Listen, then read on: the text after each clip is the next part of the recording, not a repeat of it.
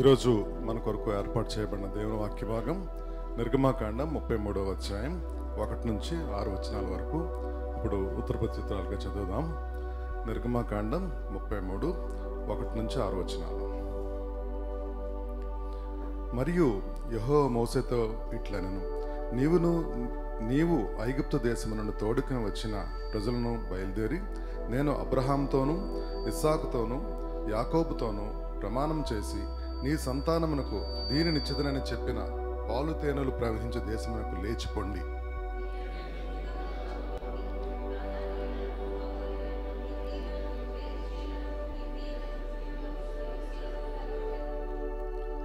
మీరు లోబడనొల్లని ప్రజలు గనుక నేను మీతో కూడా రాను, త్రోవలో మిమ్మను సంహరించదునేమో అని మోషేతో చెప్పాను.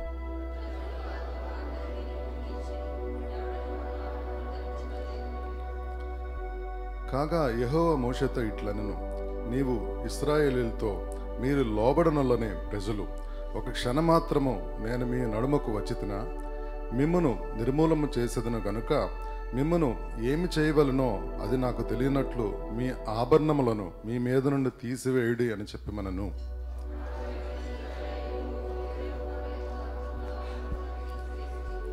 దేవుడి వాక్య భాగాన్ని దీవించును గాక. ప్రేమ కలిగిన మా ప్రభువా, మీకు పరిశుద్ధ నామానికి స్తుతులు స్తోత్రాలు వందనాలు.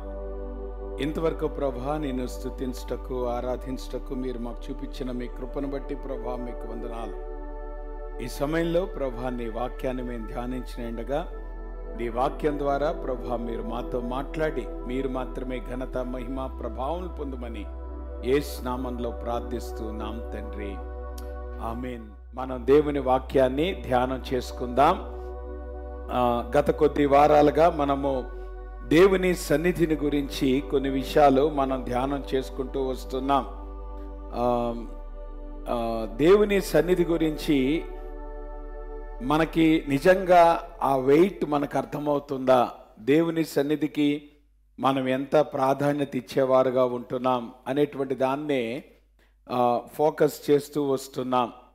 దానిలో భాగంగానే గత కొద్ది వారాలుగా మనము ఈ భాగాల్ని మనం ధ్యానం చేసుకుంటూ వస్తున్నాం. ప్రభు చిత్తమైతే ఇంకొన్ని వారాలు కూడా ఈ విషయాన్ని మనము ధ్యానం చేసుకోబోతూ ఉంటున్నాం. దేవుడు ఇశ్రాయేలును ఆయన ఏర్పాటు చేసుకొని, నేను గతంలో చెప్పినట్లు వారిని ఒక జనాంగముగా దేవుడు వారిని తయారు చేసుకున్న తర్వాత ఆ యొక్క అరణ్యంలో వారు ఉంటున్నటువంటి 40 సంవత్సరాల కాలంలో కూడా దేవుడు వారికి 2 ప్రాముఖ్యమైనటువంటి వ్యవస్థలను దేవుడు వారికి ఇచ్చాడు. ఒకటి దేవుని వాక్యం అయితే రెండోది దేవుని మందిరం. సో దేవుని వాక్యము దేవుని మందిరము రెండు కూడా నిర్గమకాండములో దేవుడు వారికి ఇవ్వటం అనేటువంటి జరుగుతూ ఉంది. అయితే ఈ దేవుని మందిరాన్ని దేవుని వాక్యాన్ని దేవుడు వారికి ఇవ్వకముందు వారి యొక్క దేవుని సన్నిధి పట్ల వారికి ఉన్నటువంటి తృష్ణ ఏంటి అనేటువంటిది బహుశా మరి దేవుడు పరీక్షించాడో లేదంటే ఆటోమేటిక్గా ఈ సంఘటన సంభవించిందో మనకు తెలియదు. కానీ లాస్ట్ వీక్ మనం ధ్యానం చేసుకున్నట్లు వాళ్ళు ఆ బంగారముతో ఆ బంగారపు దూడను తయారు చేసుకోవటం అనేటువంటి సంఘటన జరుగుతూ ఉంది. సో నేను అనుకుంటున్నాను, దేవుడు ఆయన తన వాక్యాన్ని తన సన్నిధిని మనకిచ్చేటువంటి ఆ క్రమంలో మన రెస్పాన్స్ ఏ రకంగా ఉండబోతుంది? How do you look at the God's presence, God's word and God's temple? లేదంటే దేవుని మందిరాన్ని నిజంగా మనము ఏమంటారు ఆకాంక్షిస్తున్నామా? లేదంటే దేవుని సన్నిధి కొరకు నిజంగా మనకి తాపత్రయం ఉందా? ఈరోజు ఎంతమంది మనం ఆదివారం కాబట్టి చర్చ్కి వచ్చాం, లేదంటే ఎంతమంది నిజంగా దేవుని సన్నిధి కొరకు తాపత్రయపడుతూ దేవుని వాక్యం కొరకు తాపత్రయపడుతూ మనం దేవుని మందిరానికి వచ్చాం? సో మన వ్యక్తిగత జీవితాల్లో మనందరికి కూడా తెలుసు కదా, చాలాసార్లు మనం మెకానికల్గా మన దేవుని సన్నిధికి వచ్చేస్తూ ఉంటాం, మనం మెకానికల్గా దేవుని వాక్యాన్ని ధ్యానం చేసేస్తూ ఉంటాం. కానీ మనం అర్థం చేసుకోవాల్సిన విషయం, దేవుని సన్నిధి కొరకు దేవుని వాక్యం కొరకు మన జీవితాల్లో స్వయంగా ఆ తృష్ణ లేకపోతే ఆ ఆరాటం గనక మనకి లేకపోతే మనం వచ్చి చేసేటువంటి మెకానికల్గా మనం చేసేటువంటి వాళ్ళ వల్ల పెద్ద మనకి ప్రయోజనం లేదు. దేవుడు ఆ విషయంలో సంతోషించడు. అలానే మనము కూడా ఆత్మీయ జీవితాల్లో ఎదగలేం అనేటువంటి విషయాన్ని మనం అర్థం చేసుకోవాలి. అందుకనే ఒక ఆయన అంటాడు, theology is a goal of Christian life. దేవునిని అర్థం చేసుకోవటం అనేటువంటిది, దేవునిని తెలుసుకోవటం అనేటువంటిది దేవుడు మనకిచ్చినటువంటి ఒక గోల్. అందుకనే దేవుడు తన వాక్యాన్ని, తన మందిరాన్ని దేవుడు మనకిచ్చినప్పుడు దాని వెనకాల ఉన్నటువంటి ఉద్దేశం ఏంటంటే, God wants us to know him. ఇంటిమేట్గా మనం దేవుణ్ణి తెలుసుకోవాలని, సన్నిహితంగా దేవునిని మనం అర్థం చేసుకోవాలని దేవుడు కోరుకుంటా ఉంటున్నాడు అనేటువంటి విషయాన్ని మనం అర్థం చేసుకోవాలి. అందుకని సెయింట్ ఆగస్టిన్ ఒక మాట అన్నాడు, thou hast made us for thyself and our hearts are restless until they find their rest in thee. దేవా, నీవు మమ్మల్ని నీ కొరకు చేసుకున్నావు. మా హృదయాలలో గలిబిలి ఎంతవరకు ఉంటుందంటే, నీలో మేము విశ్రాంతి పొందనంత వరకు కూడా మా జీవితాల్లో, మా హృదయాల్లో ఆ గందరగోళ స్థితి ఉంటుంది అనేటువంటి విషయాన్ని ఆయన మాట్లాడినట్టు మనం అర్థం చేసుకోవచ్చు. కాబట్టి బేసికల్గా దేవుడు మనల్ని కలగజేసినప్పుడు, లేదంటే దేవుడు మనకి తన వాక్యాన్ని ఇచ్చినప్పుడు, లేదంటే దేవుడు తన మందిరాన్ని మనకిచ్చినప్పుడు, వీటివన్నిటి వెనకాల దేవునికి ఉన్నటువంటి ఆకాంక్ష ఏంటంటే, so that we may know him more intimately. నా మాట మీకు అర్థమవుతుందా? దేవుడు ఎందుకు పెళ్లి చేశాడు చాలామంది తెలియదు. అర్థమైందా? ఎందుకు పెళ్లి చేశాడు? మీ అంట్లు కడగడానిక, మీ బట్టలు ఉతకడానిక, లేదంటే ఏమంటారు మీకు వంటలు చేసి పెట్టడానిక? అదా పెళ్లి యొక్క ఉద్దేశం? లేదు. జీవితాంతము కూడా మీకున్నటువంటి, మనకున్నటువంటి ఒక అసైన్మెంట్ ఏంటంటే, you need to know the other person. వివాహంలో ఏం జరుగుద్ది? భార్యాభర్తలు ఒకరినొకరు తెలుసుకుంటూ ఉంటారు. సంవత్సరాలు గడుచుండగా చెప్పండి, పెళ్ళవంగానే ఇద్దరు ఒకరికొకరు 100% అర్థమైపోతారా? అర్థమైపోరు. కానీ సంవత్సరాలు జరుగుచుండగా ఒకరి అభిష్టాలు ఒకరికి అర్థమవుతాయి, ఒకరి ఇష్టాలు వారికి అర్థమవుతాయి. ఈవెన్ పిల్లలు కూడా అంతే. పిల్లల విషయంలో కూడా దేవుడు మనకి ఏం చేస్తూ ఉంటాడు? యాజ్ ఇయర్స్ గో ఆన్, పిల్లలు మనతో పాటు ఉంటున్నటువంటి ఆ సంవత్సరాలు గడిచే కొద్దీ మనము కూడా పిల్లల్ని తెలుసుకుంటా ఉంటాం. అందుకని ఏం చేస్తూ ఉంటాం? ఇదిగో మా ఆవిడికి ఇది ఇష్టము, మా ఆయనకి ఇది ఇష్టము, మా పిల్లలకి ఇది ఇష్టము. ఇవన్నీ కూడా అభిప్రాయాలు మనకు ఏర్పాటైనప్పుడు ఏమవుతుంది? ఎవరికి ఇష్టమైనటువంటి పనిని మీరు చేస్తూ ఉన్నారనుకోండి, అప్పుడు సంబంధం అనేటువంటిది ఏమవుతుంది? ఆటోమేటిక్గా సన్నిహితంగా వస్తుందా లేదా? రైట్? భర్తలు గనక భార్యలకు ఏది ఇష్టపడతారో అది వాళ్ళు గమనించుకొని భార్యలు ఇష్టపడేదాన్ని చేశారనుకోండి, భార్యలు గనక భర్తలకు ఏది ఇష్టమో అది తెలుసుకొని భర్తలకు ఇష్టమైన పని చేశారనుకోండి, తల్లిదండ్రులు గనక పిల్లలకు ఏది ఇష్టమో అది తెలుసుకొని పిల్లలకి ఇష్టమైనటువంటి పని చేశారనుకోండి, పిల్లలు గనక తల్లిదండ్రులు ఇష్టం ఏదో తెలుసుకొని తల్లిదండ్రులకు ఇష్టమైనటువంటి పని చేశారనుకోండి, అప్పుడు కుటుంబ సంబంధాలు ఎట్లాగుంటాయి? గట్టిగా ఉంటాయా లేదంటే లైట్గా ఉంటాయా? అంటే దాని అర్థం ఏంటి? ఒకరికొకరు తెలుసుకునే కొద్దీ రిలేషన్షిప్స్ అనేటువంటివి స్ట్రాంగ్గా బిల్డప్ అవుతాయి. ఒకరికి ఇష్టమైంది ఒకరు చేసే కొద్దీ సంబంధ బాంధవ్యాలు చాలా అద్భుతంగా పెరుగుతూ ఉంటాయి. కాబట్టి రిలేషన్షిప్స్ అనేటువంటివి ఆటోమేటిక్గా గ్రో అయిపోవు. పెళ్లి చేయంగానే భార్యాభర్తలు ఒకటైపోరు, పిల్లలు కనంగానే పిల్లలు ఒకటైపోరు. It takes time. ఏమవుతుంది? ఒకరినొకరు అర్థం చేసుకుంటూ, ఒకరి గురించి ఒకరు తెలుసుకుంటూ, ఒకరి అభిప్రాయాలు ఒకరు గమనిస్తూ, ఒకరి ఇష్టాలను ఒకరు గమనిస్తూ, ఎప్పుడైతే దాని ప్రకారం మీరు అడ్జస్ట్మెంట్స్ చేసుకొని ఒకరికి ఇష్టమైనటువంటి ఒక పని మీరు చేసుకుంటా వెళ్తున్నటువంటి క్రమములోనే సంబంధాలు అనేటువంటివి బలపడతాయి. అంతేగాని సంబంధాలు ఎప్పుడు కూడా వన్ సైడెడ్గా వెళ్ళిపోవు. రిలేషన్షిప్స్ అనేటువంటివి ఎప్పుడు కూడా వన్ సైడెడ్గా ఎదగవు. ఇది అందరూ కలిసి చేసుకోవాల్సిన విషయమే. ఇది భార్యలు చేసుకోవాలి, భర్తలు చేసుకోవాలి, తల్లిదండ్రులు చేసుకోవాలి, పిల్లలు చేసుకోవాలి. సో అందరూ గనక ఒకరినొకరు అర్థం చేసుకోవటం అనేటువంటిది గనక సంవత్సరాలు గడుచుండగా అది పెరుగుతూ ఉంటే అప్పుడు వారి మధ్యలో ఉన్నటువంటి ఆ అవినావ భావ సంబంధం అనేటువంటిది ఎదుగుతూ ఉంటుంది. So the whole point of relationships ఏంటి అనేటువంటిది కనుక గమనిస్తే it is about knowing the other person. అవతల వ్యక్తిని తెలుసుకోవటం అనేటువంటిది చాలా ప్రాముఖ్యమైనది. మీ సంబంధాలు అద్భుతంగా ముందుకెళ్ళాలంటే, మీ సంబంధాల్లో ప్రేమ ఉండాలంటే, మీ సంబంధాలు గనక అభివృద్ధి చెందాలంటే ఒకరినొకరు అర్థం చేసుకోవటం అనేటువంటిది అది చాలా కీలకమైన అంశం. అలానే దేవునితో మన సంబంధం ఎట్లా పెరుగుద్ది? How do you know God? అర్థమవుతుందా? సో దేవుని ఇష్టాయిష్టాలు మనకు తెలియాలి. దేవుని ఇష్టాయిష్టాలు మనకు ఎట్లా తెలుస్తాయి? ఆయన వాక్యం ద్వారా తెలుస్తుంది. అమ్మా, దేవుని చిత్తం అంటే అదేదో పెద్ద సబ్జెక్ట్ కాదు. దేవుని వాక్యమే దేవుని చిత్తం. నా మాట మీకు అర్థమవుతుందా? ఈ 66 పుస్తకాలలో దేవుని వాక్యము ఏదైతే చెప్తుందో అది చేయటమే దేవుని చిత్తం. Simple. That is God's will. Whatever is written in God's word. ఎప్పుడైతే దేవుని వాక్యములో ఏదైతే పొందుపరుచుందో దాని ప్రకారం మన జీవితాలు కట్టబడితే, దాని ప్రకారం మన కుటుంబాలు కట్టబడితే you are fulfilling the will of God. దేవుని యొక్క ఉద్దేశాన్ని నెరవేర్చే వారంగా ఉంటాం. కాబట్టి దేవుని చిత్తం చేయాలి, దేవుని చిత్తం కనుక్కోవాలి అనేటువంటి ప్రక్రియలో మొట్టమొదటి స్టెప్ ఏంటంటే you need to understand the word of God through his word and through his presence. అందుకే దేవుడు తన వాక్యాన్ని, తన మందిరాన్ని ఇచ్చాడు. మన వాక్యం దగ్గరికి వచ్చిన ప్రతిసారి దేవుడెవరో మనకు అర్థమవుతూ ఉంటుంది. మనం దేవుని మందిరంకి వచ్చినటువంటి ప్రతిసారి దేవుని ఎవరో మనకు అర్థమవుతూ ఉంటుంది.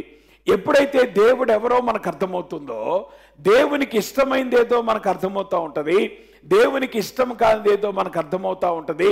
కాబట్టి as you know what is pleasing to God, దేవునికి ఇష్టమైన దాన్ని మన జీవితాల్లో మనం అన్వయించుకుంటూ, దేవునికి ఇష్టం కాని దానిని మన జీవితాల్లో మనం వదిలిపెడుతూ, ఎప్పుడైతే ఈ ఎక్సర్సైజ్ అనేటువంటిది మన జీవితాల్లో సంవత్సరం సంవత్సరం పెరుగుతూ ఉంటుందో ఆబ్వియస్గా దేవుడు ఆయనతో మనము ఆనందించేవారుగా ఉంటాం.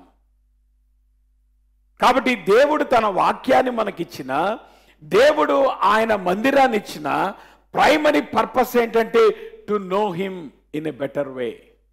అందుకే దేవుని వాక్యాన్ని మనం చదివే కొద్దీ దేవుడెవరో మనకు అర్థమవుతూ ఉంటుంది.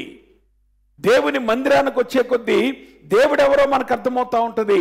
అప్పుడు దేవుడెవరో మనకు అర్థమయ్యే కొద్దీ దేవునితో సన్నిహితమైనటువంటి సంబంధాన్ని మనం కలిగి ఉండటానికి అవకాశం ఉంటుంది అనేటువంటి విషయాన్ని మనం అర్థం చేసుకోవాలి. ఆ మాటకొస్తే ఈ 33వ అధ్యాయంలో గనక మనం గమనిస్తే 12వ వచనం నుండి 17వ వచనం వరకు కూడా మోషేకి దేవునికి మధ్యలో జరిగేటువంటి ఆ కాన్వర్జేషన్ గనక మనం గమనిస్తే ఆ కాన్వర్జేషన్లో అట్లీస్ట్ 5 సార్లు మోషే తెలుసుకుంటా అనేటువంటి మాట మాట్లాడుతూ ఉంటాడు. అంటే దాని అర్థం ఏంటంటే ఈ అధ్యాయం అంతట్లో కానీ లేదంటే మనం చదువుకున్నటువంటి ఈ భాగం అంతట్లో కూడా ఎంఫసిస్ ఏంటి అనేటువంటిది కనుక గమనిస్తే it is about knowing God. దేవుణ్ణి తెలుసుకొనుట, నేను దేవుణ్ణి తెలుసుకోవాలి, ఇంకా నేను దేవుణ్ణి బాగా అర్థం చేసుకోవాలి, ఇంకా నాకు దేవుడెవరో అర్థం కావాలి అనేటువంటి విషయాన్ని మనం అర్థం చేసుకోవాలి. ఆ మాటకొస్తే నిత్య జీవితం అంటే ఏంటి? చాలా మంది మనం అంటూ ఉంటున్నాం కదా, మనం యేసు ప్రభువుని నమ్ముకుంటే దేవుడు మనకి నిత్య జీవితాన్ని ఇస్తాడు. But how do you define eternal life? నేను లాస్ట్ టైం కూడా చెప్పాను. ఈ లోకంలో గనక మనం దేవుని సన్నిధిని గనక మనం అనుభవించడం నేర్చుకోకపోతే పరలోకంకి వెళ్ళిన తర్వాత నువ్వు దేవుని సన్నిధి ఏమనుభవిస్తావు?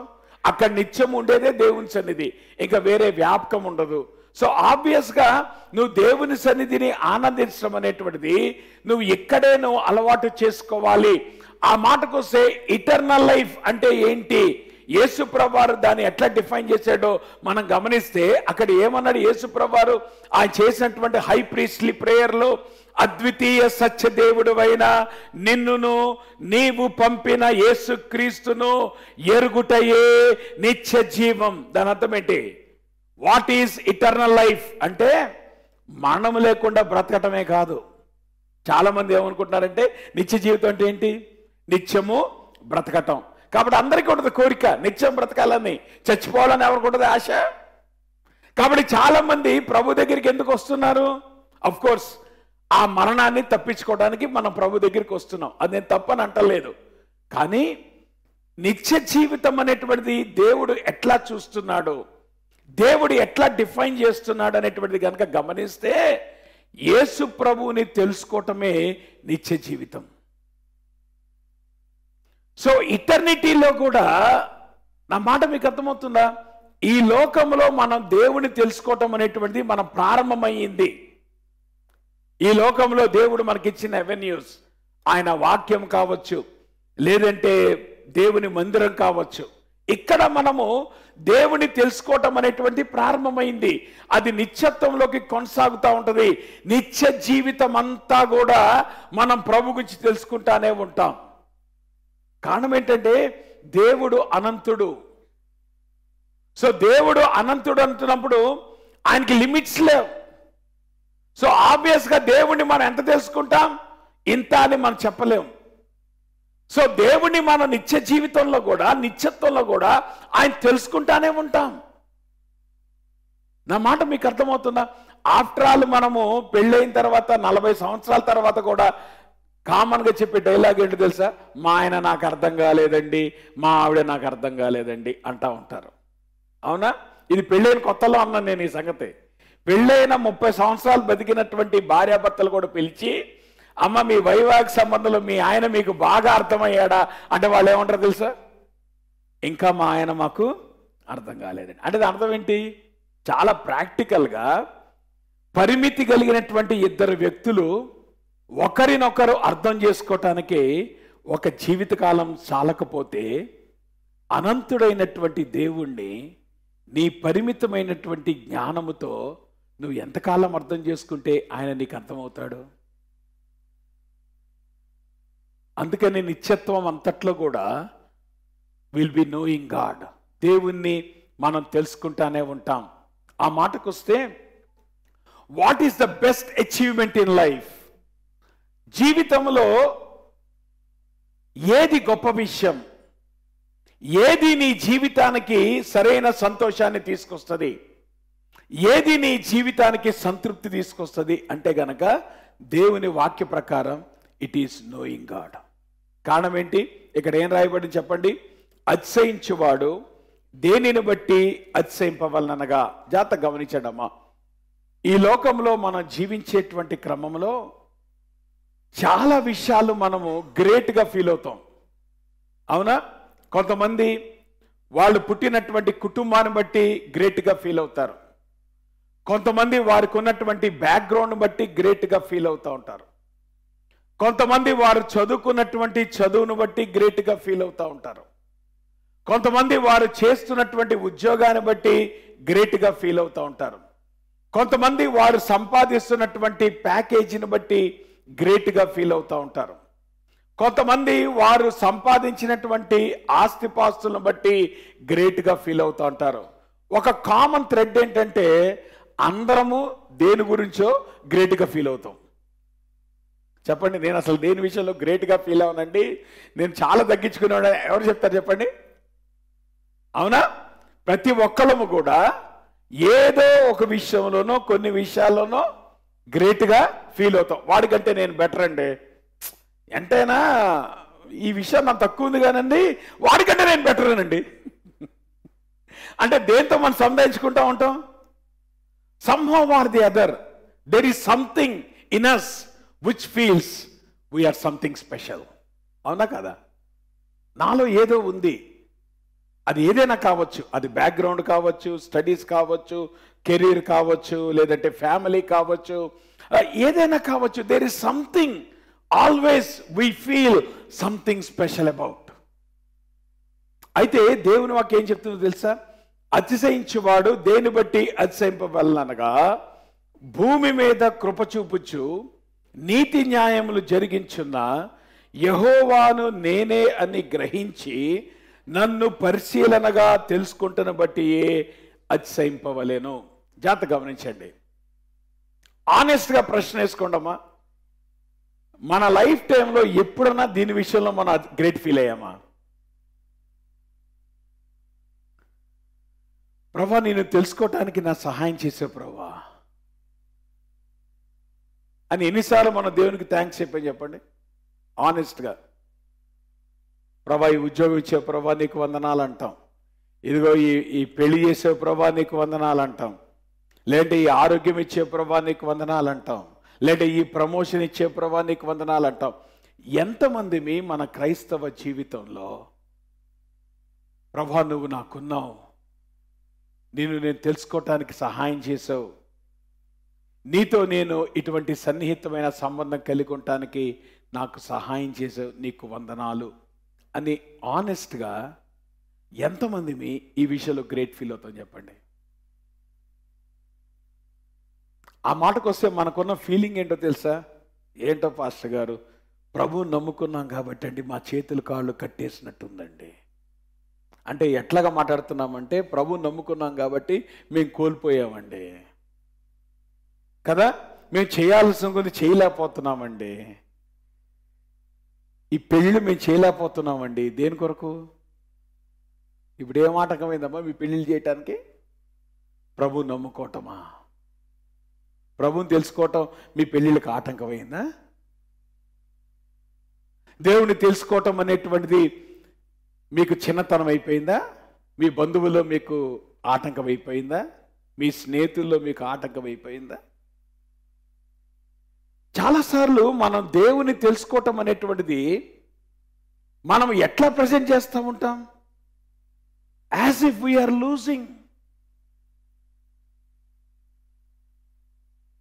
నేను అంటున్నాను, జాగ్రత్త. ఈ లోకములో నువ్వు సంపాదించిన అన్నిటికంటే, నువ్వు సాధించిన అన్నిటికంటే నీ జీవితంలో ఉత్తమమైనది ఏంటో తెలుసా? నీవు దేవుని తెలుసుకోవటం,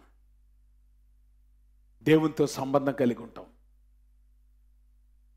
ఒకవేళ దేవునితో సంబంధం కలిగి ఉన్నటువంటి ఆ అంశాన్ని బట్టి నువ్వు సంతోషించలేకపోతున్నావంటే there is something wrong with your spiritual life. ఏదో ప్రాబ్లం ఉంది నీ ఆధ్యాత్మిక జీవితంలో. ఎందుకు ప్రభు కొరకు రోషంగా బతకలేకపోతున్నాం?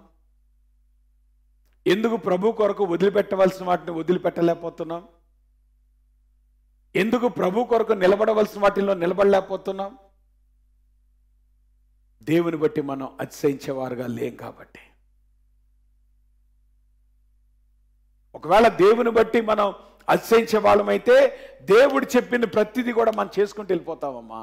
ఎప్పుడు కూడా you will never regret for what God has told you to do. ఒకవేళ దేవుడు ఆయన ఏదైతే మన జీవితాల్లో కోరుకుంటున్నాడో ఆ విషయాల్లో మనం రిగ్రెట్ అవుతున్నామంటే there is something wrong with your spiritual priority. నీ ఆధ్యాత్మికమైనటువంటి ప్రాధాన్యతలో ఏదో లోపం ఉంది. కారణం ఏంటంటే దేవునిలో నువ్వు ఆనందించలేకపోతున్నావు, దేవుని బట్టి నువ్వు స్పెషల్ ఫీల్ అవ్వట్లేదు, దేవుని బట్టి నువ్వు గ్రేట్గా ఫీల్ అవ్వట్లేదు. దేర్ ఇస్ సంథింగ్ రాంగ్ అనేటువంటి విషయాన్ని మనం అర్థం చేసుకోవాలి. దేవుణ్ణి తెలుసుకోకపోవటం వల్ల వచ్చేటువంటి ప్రమాదం ఏంటి అనేటువంటిది గనక మనం గమనిస్తేనమ్మా, idolatry is a direct consequence, direct result. అమ్మా, దేవుణ్ణి తెలుసుకోనటువంటి ప్రతి వ్యక్తి కూడా విగ్రహారాధన వైపు ఆకర్షించబడతాడు. సింపుల్. అది ఏదైనా కావచ్చు. విగ్రహారాధన అంటున్నప్పుడు నేను చెప్పే కదా, మన జీవితాల్లో చాలా విగ్రహాలు ఉంటాయి. ఆబ్వియస్గా దేవుని గనక నువ్వు అర్థం చేసుకోకపోతే, దేవునితో గనక సన్నిహితంగా నువ్వు జీవించలేకపోతే నీ జీవితంలో కనపడేటువంటి పర్యవసానం ఏంటంటే విగ్రహారాధన. నేనంటాను, ఈ నిర్గమకాండంలో లాస్ట్ టైం మీకు నేను చెప్పాను, ఈ 32వ అధ్యాయం అనేటువంటిది ఆ బ్రాకెట్లో ఉండేటువంటి అంశం. మనందరి జీవితాల్లో కూడా బ్రాకెట్స్లో ఉండేటువంటి కొన్ని మచ్చలు ఉంటాయి. ఇది అటువంటి మచ్చే. అది ఇశ్రాయేలు జీవితంలో అటువంటి విగ్రహారాధన సంభవించడానికి, ఆ పాపము సంభవించడానికి ప్రధానమైనటువంటి కారణం ఏంటి అనేటువంటిది కనుక గమనిస్తే, they fail to know who God is. వాళ్ళు దేవుణ్ణి తెలుసుకోలేకపోయారు గనక. నేను అందుకని అంటున్నాను, ఎప్పుడైతే దేవుణ్ణి మనం తెలుసుకోవాల్సినంతగా మనం తెలుసుకోలేమో, దేవుణ్ణి వెంబడించాల్సినంతగా మనం వెంబడించలేమో, ఎప్పుడైతే దేవుణ్ణి ప్రేమించాల్సినంతగా మనం ప్రేమించలేదో, ఆటోమేటిక్గా మన జీవితాల్లో విగ్రహాలు ఏర్పడతాయి. ఆ విగ్రహాలకి మనం ఆకర్షితులవుతాం. ఆ విగ్రహాల వెంటనే మనము జీవితాన్ని తీసుకొని వెళ్ళిపోతూ ఉంటాం. సో ఆబ్వియస్గా దేవుణ్ణి తెలుసుకోవటం అనేటువంటి మన జీవితాల్లో జరగాలి. ఐడల్స్ ఎప్పుడు ఫామ్ అవుతాయి మన జీవితంలో? ఏమా విగ్రహం అంటే ఏంటి? కొంతమందికి డబ్బు విగ్రహం కావచ్చు, కొంతమందికి ప్రేమ సంబంధాలు విగ్రహం కావచ్చు, కొంతమందికి ఆ యొక్క ఫేమ్ సంపాదించుకోవటం విగ్రహం కావచ్చు. మాలాంటి వాళ్ళకి మినిస్ట్రీ కూడా విగ్రహం అవుతుంది. జాగ్రత్త. Even ministry cannot become an Idol. అమ్మా, దేవుని కంటే పరిచర్య గొప్పది కాదు.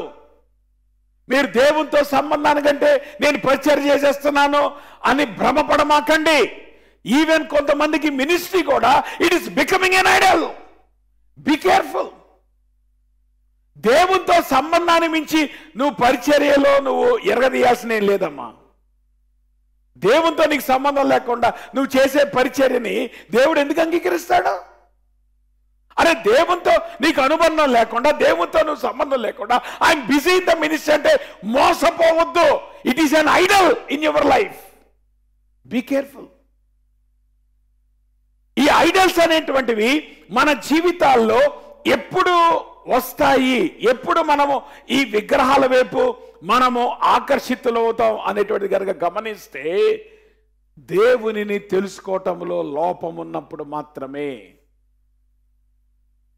నిర్గమకాండములో 32వ అధ్యాయం తప్పితే మిగతా అధ్యాయాలన్నింటిలో కూడా దేవుని గురించిన అద్భుతమైన విషయాలు ఉన్నాయి.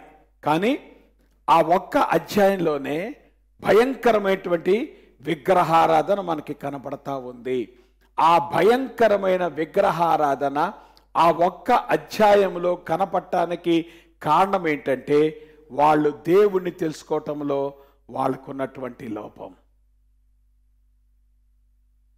They were not adequate in knowing God. So ఆబ్వియస్గా దేవుణ్ణి తెలుసుకోకపోవటం అనేటువంటిది ఎక్కడికి దారితీస్తుందంటే విగ్రహారాధన వైపు దారితీస్తుంది. అయితే ఇక్కడ ఉన్నటువంటి ఒక డౌన్ హిల్ ఏంటో తెలుసా?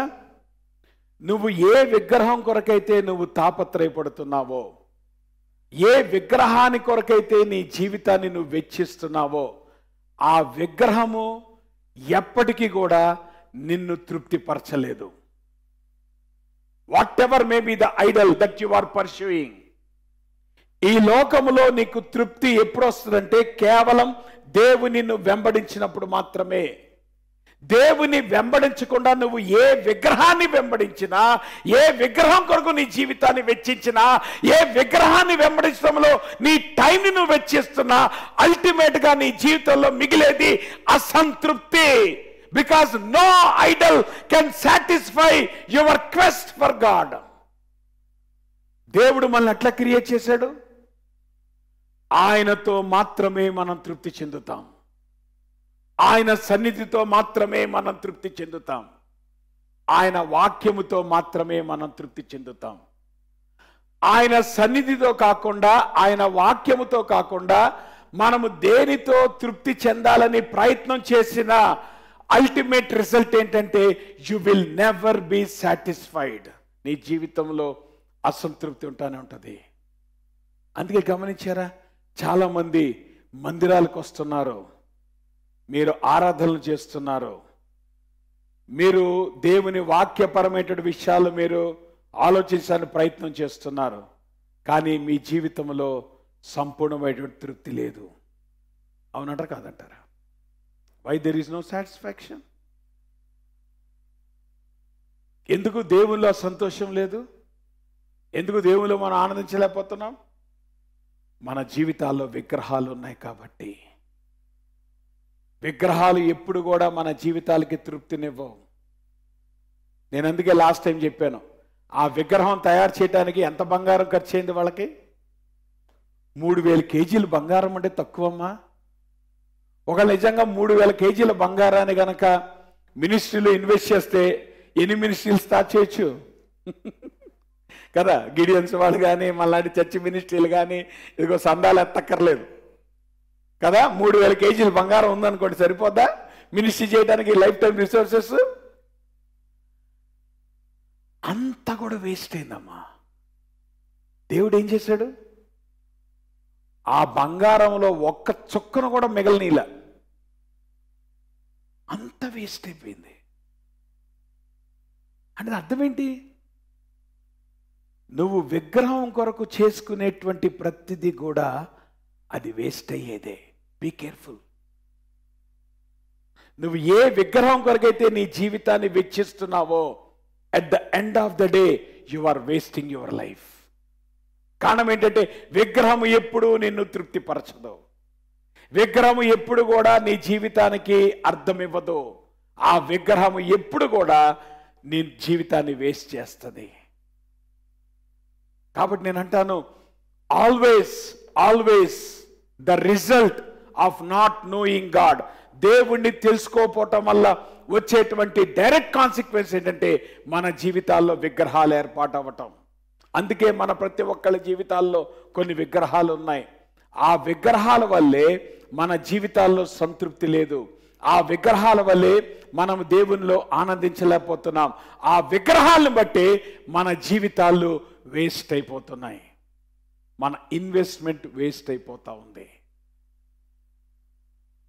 I don't think that is a wise thing to do.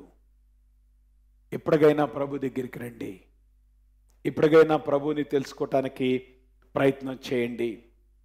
అందుకే దేవుడు ఆయన సృష్టిని సృష్టించనంగానే దేవుడు ఒక అద్భుతమైనటువంటి ప్రక్రియ పెట్టాడు. జాగ్రత్త గమనించండి. విగ్రహారాధనకి క్యూర్ ఏదైనా ఉందంటే అది సబ్బాతు, టేకింగ్ రెస్ట్. నా మాట మీకు అర్థమవుతుందా? దేవుడు 7 రోజులు కూడా పని చేయగలడు. ఏమ్మా, దేవునికి రెస్ట్ కావాలా? చెప్పండి. మనకి రెస్ట్ కావాలనుకోండి, మనం ఫిజికల్ బీయింగ్స్. దేవునికి రెస్ట్ ఎందుకు కావాలా? దేవునికి రెస్ట్ అవునా? ఆయన అలసిపోతాడా? చెప్పండి. రెస్ట్ ఎవరికి కావాలమ్మా? మాట్లాడరేంటమ్మా? రెస్ట్ ఎవరికి కావాలి? అలసిపోయే వాళ్ళకి కావాలి. దేవుడు అలసిపోతాడా? అలసిపోడు. కాబట్టి ఆయనకి విశ్రాంతి కావాలా? అక్కర్లేదు. కానీ విశ్రాంతి ఎవరి కోసం పెట్టాడు? అలసిపోయే వాళ్ళ కోసం పెట్టాడు. అంటే వాళ్ళెవరు చెప్పండి? అలసిపోయే వాళ్ళు ఎవరు? మనమే. కొంతమంది ఇంకా మనుషులు అని అంటున్నారు, వీళ్ళేదో పెద్ద సపరేట్ అయినట్టు. అర్థమవుతుందమ్మా? మనమే. రెస్ట్ ఎవరికి కావాలి? నా మాట మీకు అర్థమవుతుందా? ఈరోజు మనం ఎటువంటి భక్తి జీవితం బతుకుతున్నామంటే అమ్మా, రెస్ట్ తీసుకుంటే పాపం అనుకుంటున్నాం. పని పాట లేకుండా రెస్ట్ తీసుకున్నాడు ఫీల్ అయిపోతున్నాం. జాగ్రత్త, జాగ్రత్త. రెస్ట్ అనేటువంటిది దేవుడిచ్చాడు. సబ్బాతు దినాన్ని దేవుడిచ్చాడు. అందుకే 6 రోజులు పని చేయమన్నాడు, 7వ రోజున రెస్ట్ తీసుకోమన్నాడు. మనం ఏం చేస్తాం? 6 రోజులు పని చేస్తాం, 7వ రోజు చర్చ అయిన తర్వాత పని చేస్తాం. మాట్లాడరే అవునా? 7వ రోజు ఏం చేస్తాం? మనం చర్చ అయిన తర్వాత ఓవర్ టైం చేస్తాం. అందుకనే మన జీవితాలు అరిగిపోతున్నాయి. సి అంటే అర్థం ఏంటి? You are working for an idol. Rest తీసుకోకుండా నువ్వు విగ్రహం కోసం పనిచేస్తున్నావు. నువ్వు రెస్ట్ కూడా తీసుకోకుండా విగ్రహం కూడా తాపత్రయపడుతున్నావు. అందుకనే విగ్రహార్థంలోకి నువ్వు ఏడబడుతున్నావు. దేవుడు మన జీవితాల్లో మనం విగ్రహారాధనలో పడిపోయేటువంటి అవకాశం ఉంది గనక దేవుడు పెట్టినటువంటి ఒక విధి ఏంటంటే, అల్టిమేట్గా ఫైనల్గా ప్రతి ఒక్కళ్ళు ప్రభు నమ్ముకున్న వాళ్ళందరూ కూడా రెస్ట్ఫుల్గా ఉండటం అనేటువంటిది, ఆ రెస్ట్ డేని ప్రకటించడం అనేటువంటిది, దట్ ఈస్ డెఫినెట్లీ ఏమవుతుంది? అందుకే ప్రభు ఏమన్నాడమ్మా, ఇప్పుడు 7వ రోజున ఫుడ్ ఉండదేమో అని చెప్పి 7వ రోజున పని చేయడానికి కొంతమంది ప్రయత్నం చేస్తారు.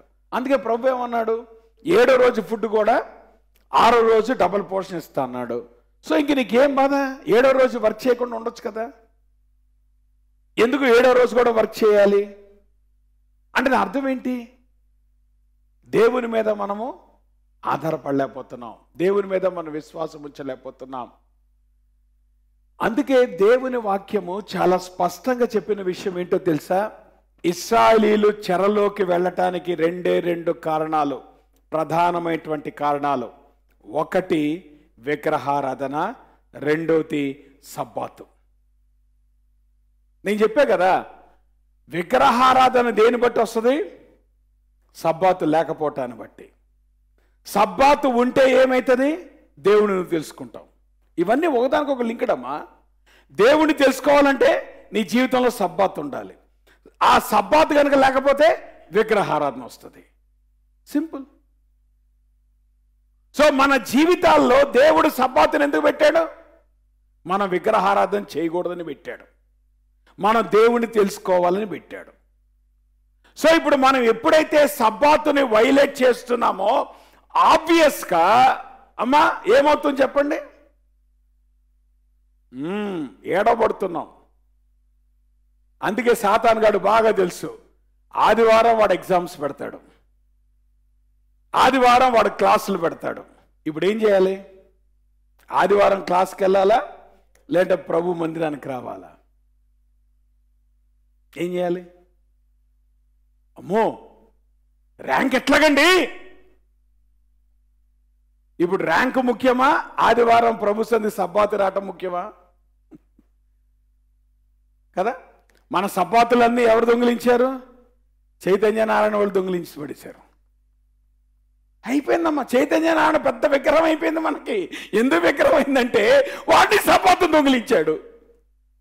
అవునా? ఇక ఎందుకంటే మీకు ఎగ్జాంపుల్ ఏం కావాలమ్మా? సబ్బాతును దొంగిలించిన వాడు మీ జీవితంలో విగ్రహాన్ని పెట్టి పడేశాడు. ఇవి రెండు ఒకదానికోటి కనెక్టెడ్. సబ్బాతుని దేవుడు పెట్టింది in order to know God. ఆ సబ్బాతుని ఎప్పుడైతే నువ్వు వైలేట్ చేస్తావో నీ జీవితంలో వచ్చేది విగ్రహారాధన. దేవుడు ఇశ్రాయేలును చెరలోకి పంపించడానికి ప్రధానమైన పాపాలు ఈ రెండు ఒకదానికోటి కనెక్టెడ్. ఒకటి విగ్రహారాధన. విగ్రహారాధన దేని బట్టి వచ్చిందంటే వాళ్ళు సబ్బాతుని ఆచరించలేదు. కాల్సి మీరు తర్వాత చదువుకోండి. దినవృత్తాంతాలు, 2వ దినవృత్తాంతాల గ్రంథం 36వ అధ్యాయం 21వ వచనం దేవుడు చాలా క్లియర్గా పెట్టాడు. అందుకనే 70 years ఆఫ్ ఎగ్జైల్ ఇచ్చాడు దేవుడు. కారణం ఏంటో తెలుసా? వాళ్ళు అప్పటికి వాగ్దాన దేశంలో దాదాపు 490 సంవత్సరాలు ఉన్నారు. సో 490 సంవత్సరాల్లో ఆ యొక్క ఒక్కొక్క సంవత్సరానికి ఏమంటారు దేవుడు నిర్ణయించి 70 years ఆఫ్ ఎగ్జైల్ని ఆయన నిర్ణయించి పెట్టాడు. నా మాట మీకు అర్థమవుతుందా? మీరు కాస్త గమనించుకోండి. ఎన్నిసార్లు మీరు మందిరానికి పెట్టారో, తర్వాత మీరు హాస్పిటల్ బిల్ ఎంత కట్టారో రెండు మ్యాచ్ అవుతాయి. అర్థమవుతుందా? Be careful, not at the expense of God's presence. నేను అంటున్నాను, బీ కేర్ఫుల్. దేవుని వాక్యం చాలా స్పష్టంగా ప్రభు చెప్తున్నాడు. ఆయనను మనం తెలుసుకోవాలి. మనకున్నటువంటి బిజీ స్కెడ్యూల్స్లో దేవుని తెలుసుకోవటానికి మనం వెచ్చించే సమయం సరిపోదు. అందుకని మీకున్నటువంటి సమయాన్ని ఎఫెక్టివ్గా గనక మీరు వాడుకోకపోతే దేవుని తెలుసుకోవటానికి ఆబ్వియస్గా మన విగ్రహారాధన వైపు మనం మళ్లించబడతాం.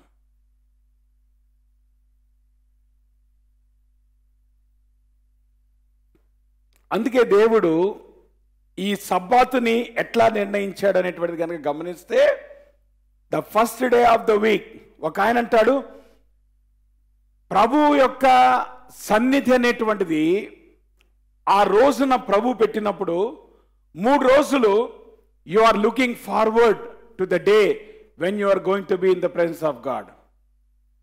3 రోజులు you are going to look back to see how you spent in the presence of God. అంటే ఒక రకంగా ఈ యొక్క ఆదివారం నాడు మనం ఏదైతే దేవుని సన్నిధికి వస్తున్నామో దాని కొరకు 3 రోజులు ప్రిపరేషన్ ఉంటుంది, 3 రోజులు రివ్యూ ఉంటుంది. అంటే దాని అర్థం ఏంటి? వారం అంతా కూడా ఈ ఆదివారం నాడు మనం దేవుని సన్నిధిని మనం అనుభవించడం అనేటువంటిది అది ఇంపాక్ట్ చేయగలదు. That's what you need to understand. ఇది చాలా క్రూషియల్. మన జీవితాల్లో దేవుని తెలుసుకోవటం అనేటువంటిది, దేవుని సన్నిధితో మనం కలిసి ఉంటాం అనేటువంటిది, దేవుడు ఏదైతే సబ్బాతుని ఆయన అందుకనే ఓల్డ్ టెస్ట్మెంట్లో యూదులకి ఇచ్చాడు, న్యూ టెస్ట్మెంట్లో చర్చ్కి కూడా ఇచ్చాడు. ఓల్డ్ టెస్ట్మెంట్లో వాళ్ళు శనివారం నాడు ఆ రెస్ట్ డేని ప్రకటించుకున్నారు. ఎందుకు రెస్ట్ డే ప్రకటించుకున్నారు? To know God. అమ్మా, రెస్ట్ డే అంటే కేవలం రెస్ట్ తీసుకోవడానికనే కాదు. You need to use the time to know God. దేవుణ్ణి తెలుసుకోవటానికి, దేవునితో సహవాసం చేసుకోవడానికి. నేనంటాను, వారములో ఒక రోజు మనం దేవుని కొరకు ప్రత్యేకపరచుకోవటం అనేటువంటిది మంచి స్పిరిచువల్ డిసిప్లిన్. మనం ఎవరైనా కానీ మిగతా 6 రోజులు మీరు మీ ఇంటి పనులు మీరు చేసుకోండి, మీ సొంత పనులు మీరు చేసుకోండి.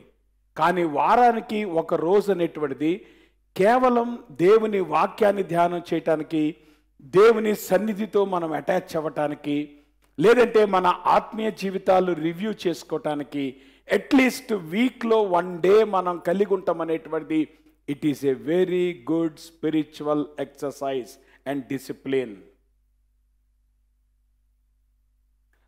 ఆ ఒక్కరోజు ఏదైతే మీరు నిర్ణయించుకుంటారో దానిలో ఎటువంటి విగ్రహం కూడా రాకూడదు, including your ministry. Because it is a day set apart to know God. దేవుణ్ణి తెలుసుకోవటానికి. అదే మన జీవితాల్లో it is cure for idolatry. ఈ అధ్యాయంలో దేవుడు ఏ రకంగా ఇశ్రాయేలును డీల్ చేశాడు అనేటువంటిది కనుక గమనిస్తే 32వ అధ్యాయంలో ఇశ్రాయేలీయులు ఎట్లాగైతే విగ్రహారాధన చేశారో దానికి దేవుని యొక్క ప్రతిస్పందన ఏంటి అనేటువంటిది కనుక గమనిస్తే, నేను అక్కర్లేదని మీరు విగ్రహం తయారు చేసుకున్నారు కదా, కాబట్టి నేను లేకుండా మీరు ముందుకెళ్ళిపోండి. అంతే కదా? మీకు విగ్రహం ఎందుకు కావాల్సి వచ్చింది? విగ్రహం అనేటువంటిది ఏం చేశారు మీరు? నా బదులు మీరు సబ్స్టిట్యూట్ చేసుకున్నారు విగ్రహాన్ని. సో నేను అక్కర్లేదు అనుకున్నారు మీరు. సో ఆబ్వియస్గా మీరు ఏది కోరుకున్నారు? You wanted the absence of me, divine యాబ్సెన్స్ని మీరు కోరుకున్నారు. కాబట్టి దేవుడు ఎంత కృపగలవాడంటే మనకెంత ప్రాధాన్యత ఇస్తాడంటే నువ్వు కోరుకున్న డివైన్ యాబ్సెన్స్ కూడా ఆయన ఇవ్వడానికి ఇష్టపడుతున్నాడు నీ క్షేమం కొరకు. ఇది ఇంకా విచిత్రం. నా మాట మీకు అర్థమవుతుందా? ఇప్పుడు తల్లిదండ్రులు కనుక మీరు ఒకవేళ పిల్లలు కనుక మిమ్మల్ని సరి కోరుకోలేదు అనుకోండి, మీరు ఏమనుకుంటారు? వాడు మారి మిమ్మల్ని కోరుకోవాలని కోరుకుంటాడు. అందుకని నువ్వు మమ్మల్ని కోరుకోవట్లే కదా, నీ ఇష్టం, నువ్వు వెళ్ళి బతుకురా, నీకు కావాల్సిన నీకు చెక్ పంపిస్తూ ఉంటాను అని ఎప్పుడైనా మీరు తల్లిదండ్రులు అంటారా? అన్నారు. వాడు మీతో ఉండాలని కోరుకుంటారు బై ఆల్ మీన్స్. కానీ దేవుడు ఆయన ఇచ్చేటువంటి చాయిస్ ఏంటో తెలుసా? నన్ను అక్కర్లేదు అనుకొని మీరు విగ్రహం తయారు చేసుకున్నారు కదా, కాబట్టి ఇక నేను మీ జీవితంలో ఇన్వాల్వ్ అవ్వను, కానీ మీకు కావాల్సిన చెక్స్ అన్ని ప్రతి నెల నేను రాసేస్తూ ఉంటాను. మీకు కావాల్సిన చెక్సే కదా. అమ్మా, ఈరోజు మనం మందిరానికి ఎందుకు వస్తున్నాం? చెక్కులు కొరకే కదా. ఒక చెక్కులో చదువు, ఒక చెక్కులో ఉద్యోగం, ఒక చెక్కులో ప్రమోషన్, ఒక చెక్కులో పెళ్ళి, ఒక చెక్కులో. సో మనం దేవుని సన్నిధికి వచ్చి ఒక్కొక్క చెక్ని క్లెయిమ్ చేస్తూ ఉంటాం, అవునా? సో మన జీవితంలో మనకు కావాల్సిన ఏంటి? సో దేవుని సన్నిధితో మనం అటాచ్ అవ్వడానికి కారణం ఏంటి? ఆదివారం చర్చికి రావాలి, ఒక చెక్ తీసుకొని వెళ్ళాలి, అవునా? చెప్పండి, ఆదివారం చర్చికి రావడానికి మోటివేషన్ ఏంటి? అందుకే సాతాను కూడా బాగా తెలుసు. అదంటాడు, రండి ఆదివారం చర్చికి రండి, యేసు ప్రభువుని నమ్ముకోండి, మీకు చెక్కులు ఇచ్చేస్తాడు. అంటే వచ్చేస్తున్నారు ఆదివారం తంపలుగా. దేని కొరకు?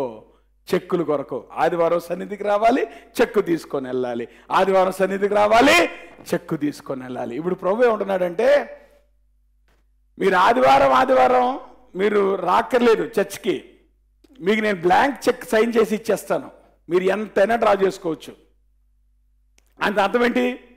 అమ్మా మీరు ఆదివారం రాక్కర్లేదు, మీ చేతిలో చెక్ మటుకు పెడతాను అంటే ఎంతమంది ఆదివారం చర్చకు వస్తారు చెప్పండి? అమ్మ ఆనెస్ట్గా చెప్పుకోండి అమ్మా, నిజంగా చెప్తున్నాను.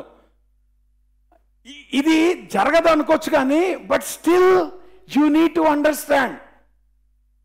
ఈరోజు మనం మందిరానికి వచ్చే మోటివేషనే, అసలు మందిరానికి మనం ఎందుకు వస్తున్నామంటే చెక్లు వస్తాయనే ఆశతో.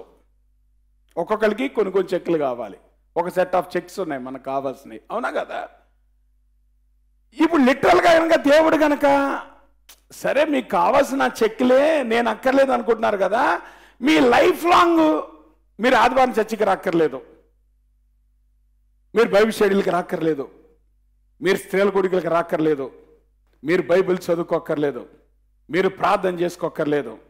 కానీ మంత్లీ ఏ టైంకి ఆ టైం చెక్ మీ ఇంటికి వస్తుంది అన్నాడు అనుకో ప్రభు, ఎంతమంది దేవుని వాక్యం తీసి చదువుతారు చెప్పండి? నిజంగా ఎంతమంది చర్చకు వస్తారు చెప్పండి? ఇక్కడ దేవుడు అటువంటి సినారియో పెడుతున్నాడు ఏడు ముందు. మీరు విగ్రహం తయారు చేసుకుంది because you want me absent from your life. నేను దాన్ని గమనించాను, గుర్తించాను గనక I want to be absent from your life. ఇక్కడ అరే నా ముఖం చూడమాక నీకు చిల్లి కవ్వేమను సిచ్యువేషన్ కాదు ఇది. ఒకవేళ ఇదే సిచ్యువేషను తల్లిదండ్రులు పిల్లల మధ్యలో వచ్చింది అనుకో, ఎట్లా ఉంటుంది సిచ్యువేషను? అరే నేను అక్కర్లేనుకున్నావు కదా, నా ఆస్తిలో నీకు రూపాయి లేదు. మా నాయన 20 ఏళ్ల క్రితం చెప్పాడు, నా ఆస్తిలో నీకు రూపాయి లేదు, నాకు అక్కర్లేదని బయటకు వచ్చాను నేను. జనరల్గా ఏమవుతుంది ఒకవేళ మానవ సంబంధాల్లో ఒకవేళ కనుక ఇటువంటి పరిస్థితి వస్తే నా అవసరం నీకు లేదు అంటే ఏమంటారు? రూపాయి కూడా సంబంధం లేదు అంటారా? అంటారు. కానీ దేవుడు ఏమన్నాడు? ప్రతి రూపాయి మీకు ఇస్తాను, ఏ టైంకి ఆ టైం రూపాయి ఇచ్చేస్తాను మీకు నేను. మీకు కావలసిన ప్రతిదీ, అసలు మీరు ప్రార్థన చేయక్కర్లేదమ్మా, మీరు మందిరానికి రాక్కర్లేదమ్మా, మీరు వాక్యం చదవక్కర్లేదమ్మా, మీకు టైం టు టైం అన్నీ ఇచ్చేస్తాను. చెప్పండి ఎంతమంది అటువంటి సినారియోలో దేవుడిని కోరుకుంటారు చెప్పండి? ఎంతమంది అటువంటి పరిస్థితుల్లో నాకు ఇది వద్దు ప్రభా, నాకు నువ్వే కావాలంటారు చెప్పండి? నేను తీరి మాట్లాడలేదు, తీరీలు చెప్పమాకండి దేవుని దగ్గరికి వచ్చి. If God wants to give a blank cheque, నీ జీవితం అంతటికీ సరిపోయిన నీ కోరికలన్నిటికీ, నీకున్న కోరికలకు, నీకు రాబోయే కోరికలకి, నీ పోషణకి, ఈ సంవత్సరం కాకుండా రాబోయే సంవత్సరాలన్నిటికీ కావలసిన పోషణ అంతా దేవుడు బ్లాంక్ చెక్ లో సంతకం పెట్టి నీ చేతికి ఇస్తే ఎంతమంది మందిరంలో అడుగు పెడతారు చెప్పండి? Will anybody crave for the presence of God?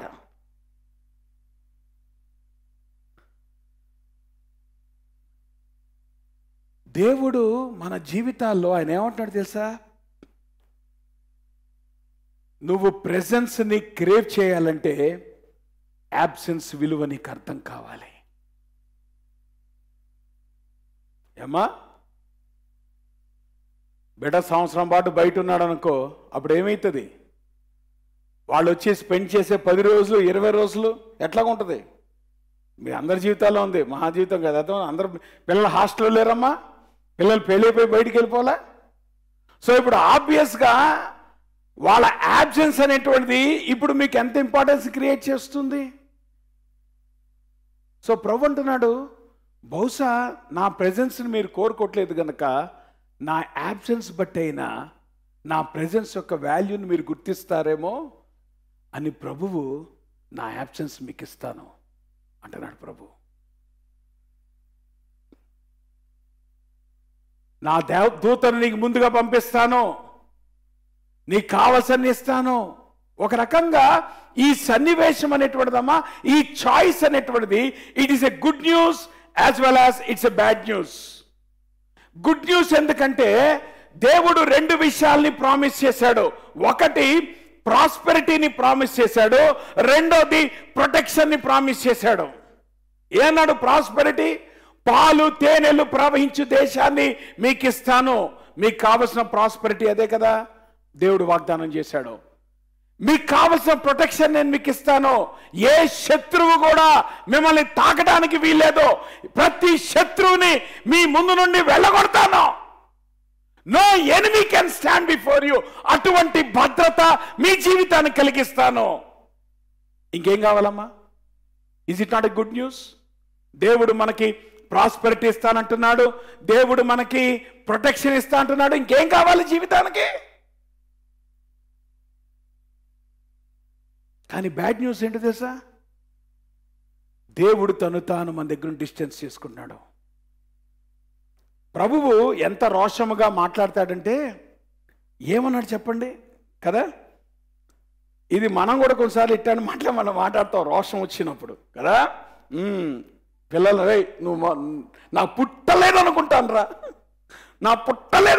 రా అంటే కుదురుతా? ఆడు నీకు పుట్టాడు. నువ్వు ఏమైంది కాదన్నా నీ జీవితాంతం ఆడు నీకు పుట్టాడు. నీ పుట్టలేరు అనుకుంటాను రా అని అంటే అది మన జీవితంలో ఏంటది? మన ఉక్రోషం అది కదా. మన ఉక్రోషాన్ని మనం తెలియజేసి రాదున్నాం, అంతేగాని నిజంగా మనమే పుట్టలేదు అని ఎవడు అనుకోడు. నా మాట మీకు అర్థవుతా? ఇక్కడ దేవుడు కూడా అటువంటి ఉక్రోషాన్ని ఆయన వెళ్ళబుస్తున్నాడు. ఏమంటున్నాడు మోషేతో? నీవు ఐగుప్తు దేశం నుండి తోడుకొని వచ్చిన. అరే, ఐగుప్తు దేశం నుండి తోడుకొని వచ్చింది దేవుడా మోషేనా? అసలు మోషేకి అంత సీన్ ఉందమ్మా? అసలు మోషేకి అంత శక్తి సామర్థ్యం ఉందా? అంటే ఇప్పుడు ప్రభువు అలిగి మాట్లాడుతున్నాడు. నేను అక్కర్లేకున్నాను కదా, సరే పో, ఇదిగో నువ్వు తీసుకొచ్చావు కదా అని తీసుకో. అదేంటి ప్రభా నేను తీసుకురావటం ఏంటి? ఏమ్మా చెప్పండి, ఇక్కడ సంఘం ఎవరు బట్టి ఉందనుకున్నారు? దేవుని బట్టి ఉందానా, పాస్టర్ గారు బట్టి ఉందానా? రేపొద్దు ప్రభు కనుక ఈ గ్రేస్ బ్యాప్టిస్ట్ చర్చ్ నువ్వు స్థాపించావు కదా, నువ్వు పో అంటాడు. కుదురుతుంది? అసలు దీనికి నిర్మాణకుడు ఎవరు? అమ్మ ఈ దర్శనం ఎవరిది? దీనికి కావాల్సిన ప్రతి పైసా ఎవరిచ్చారు? నేనైతే ₹1 కూడా ఇవ్వలేనమ్మా. అన్నమాట మీకు అర్థమవుతుంది. ఎవరిచ్చారు ఇవన్నీ? అంటే ఇప్పుడు దేవుడు ఏమంటున్నాడు అంటే, సి ఆ డివైన్ యాబ్సెన్స్ మనం ఏదైతే మన జీవితాల్లో కోరుకుంటున్నామో, God is not happy about that. అర్థమవుతుందా మీకు? దేవుని ఎందుకు మీ జీవితాల్లో పక్కన పెడుతున్నారు? అందుకే ప్రభు అంటున్నాడు, తన రోషం, తన ఉక్రోషం ఆయన చూపిస్తున్నాడు. నీ ఐగుప్తు దేశం నుండి తోడుకొని వచ్చిన ప్రజలు నా ప్రజలు అంటల్లా దేవుడు. అంటే దాని అర్థం ఏంటంటే, దేవుడు తను డిస్టెన్స్ చేసుకున్నాడు.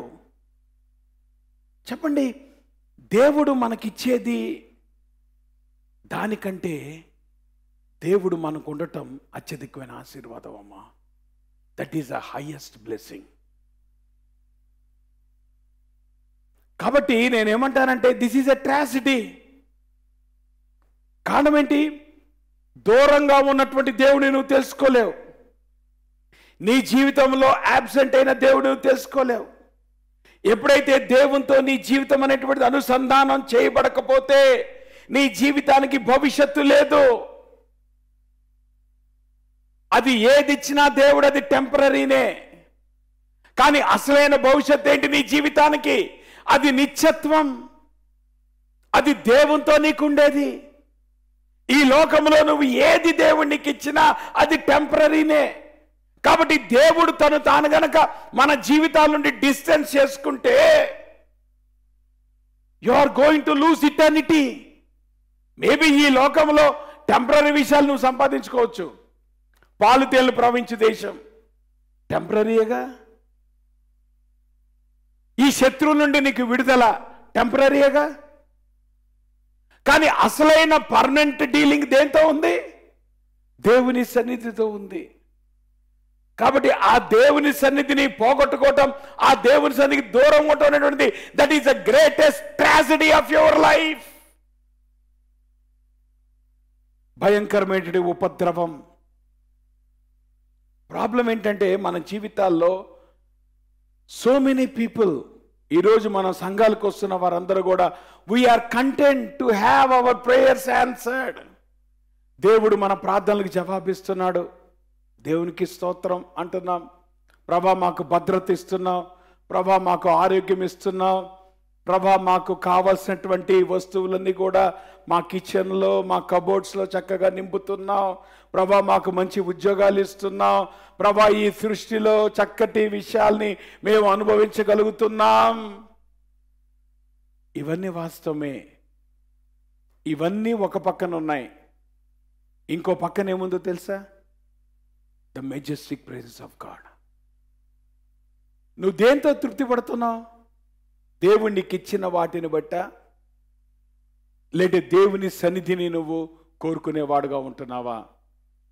అందుకే రిలీజియన్ అనేటువంటిది ఆబ్వియస్గా it offers goods without God. నా మాట మీకు అర్థమవుతుందా?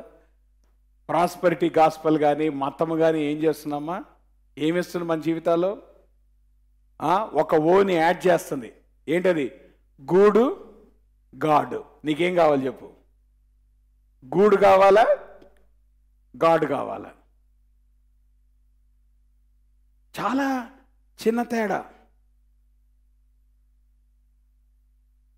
ఈరోజు మనకున్నటువంటి శోధన కూడా అదే.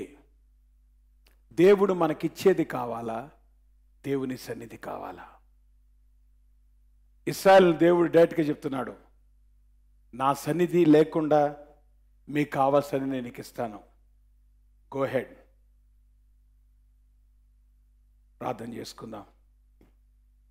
వాళ్ళు ఎట్లా ప్రతిస్పందించారో నెక్స్ట్ వీక్ కూడా దీన్ని ధ్యానం చేద్దాం. బట్ ఈ ఉదయకాల సమయంలో దేవుడు మన జీవితాల్లో కూడా ఆయన ఇదే చాయిస్ ఇస్తున్నాడు. దేవుని అర్థం చేసుకోవటానికి, దేవునితో మనం ఉండటానికి, అది ఒకవేళ మన ప్రయారిటీ కాకపోతే దేవుడు ముందుకెళ్ళి తను లేనటువంటి నీకు కావాల్సినటువంటి వనరులు ఇవ్వడానికి ఇష్టపడుతున్నాడు. కానీ నువ్వేం కోరుకుంటావు? నేనేం కోరుకుంటాను? ఆనెస్ట్గా మనం ప్రభువు చెప్పగలుగుతామా? ప్రభా నువ్వు నాకు కావాలి. మోషే అదే అన్నాడు, నీ సన్నిధి మాకు కావాలి. ప్రభా నువ్వెన్ని ఇచ్చినా కానీ అవి టెంపరీ మాత్రమే. కానీ నిత్యత్వం అనేటువంటిది యేసుక్రీస్తుని ఎరుగుటయే. మేము అతిశయించేది నీవు మాకిచ్చిన వాటిని బట్టి కాదు, నిన్ను కలిగి ఉంటాను బట్టి. ప్రార్థన చేసుకుందాం. దేని వైపు మనం ఆకర్షితులవుతున్నాం? మనకు తెలియకుండానే విగ్రహారాధన ఎందుకు మన జీవితాల్లోకి వచ్చేస్తుంది? దేవుని తెలుసుకోలేందుగా మనం తెలుసుకోలేకపోతున్నాం కనుకనే దాని పర్యవసానం. అందుకే దేవుడు మనకి సబ్బాతునిచ్చాడమ్మా. అందుకే దేవుడు తన వాక్యాన్ని మనకిచ్చాడు. అందుకే దేవుడు తన సన్నిధిని మనకిచ్చాడు. ఉపయోగించుకుంటున్నామా వాటిని మనం?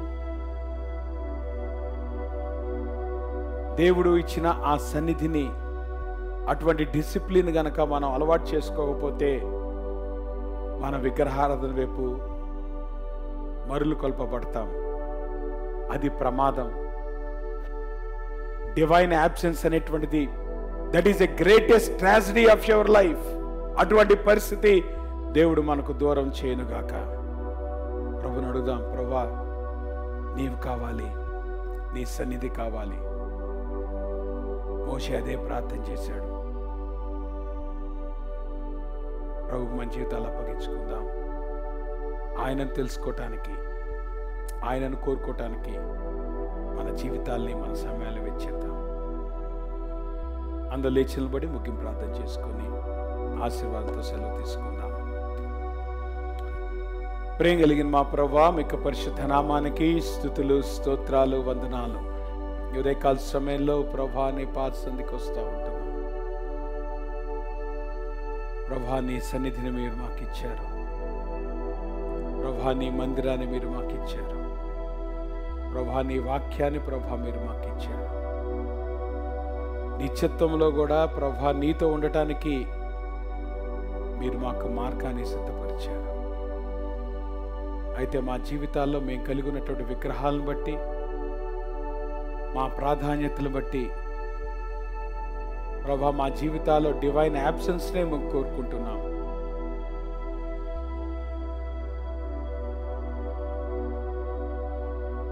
నీవిచ్చేవి మాకేం కొదువుగా లేదు ప్రభా, అన్ని నువ్వు మాకు ఇస్తున్నావు. నువ్వెంతో కృపగల దేవుడు, మాకు కావలసిన ప్రతిదీ నువ్వు సమకూరుస్తున్నావు ప్రభా. అందుని బట్టి మీకు వందనాలు. అయితే నీ యాబ్సెన్స్ మా జీవితాల్లో ఉంటుందేమో.